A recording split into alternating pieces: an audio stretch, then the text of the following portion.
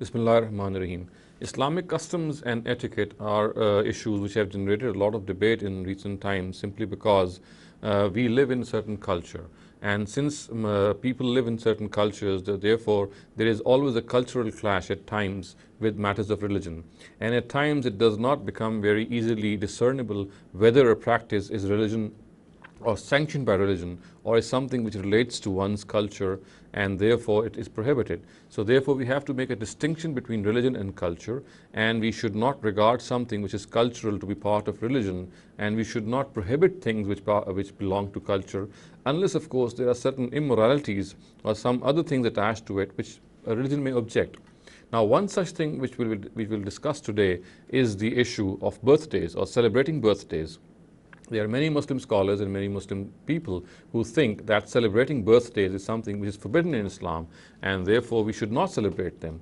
Now, if we analyze this premise in the light of the Quran and the Sunnah and the Hadith of the Prophet Muhammad sallallahu alaihi wasallam, we'll find that there is no such prohibition written anywhere in these sources.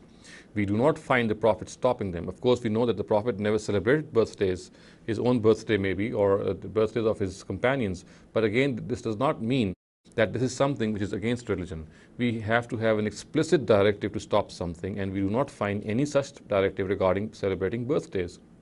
Now, of course, there could be an argument regarding the fact that the manner in which a birthday is celebrated is something which can be objected to. For example, if there is pomposity and showing off and there is a lot of extravagance, then these are something which can, of course, be objected to because they relate to a moral principle. And wherever they are found, whether in birthdays or in other functions, they must be avoided.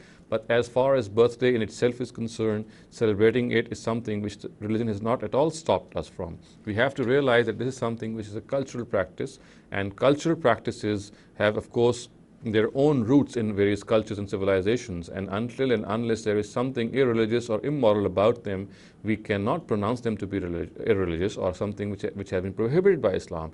So therefore it is improper to say that birthdays have been prohibited by Islam. And again, another note about cultural issues is that at times something which may be against your culture, something which could be regarded against your culture, but of course to regard that thing to be against religion requires some additional evidence. So therefore, if a person says that celebrating birthdays is against his culture, it is up to him to say if he thinks so. But if of course, as a result, if he does not want to celebrate birthdays by simply saying that since this is against his cultural tradition, it is up to him. But he cannot say that celebrating a birthday or not celebrating a birthday is something which is discussed in religion. We have to find a clear proof regarding it in the Book of God, which is not there. So therefore, it is incorrect to say that celebrating birthdays is against Islam. أقول قولي هذا واستغفر الله لي ولكم ولسائر المسلمين والمسلمات.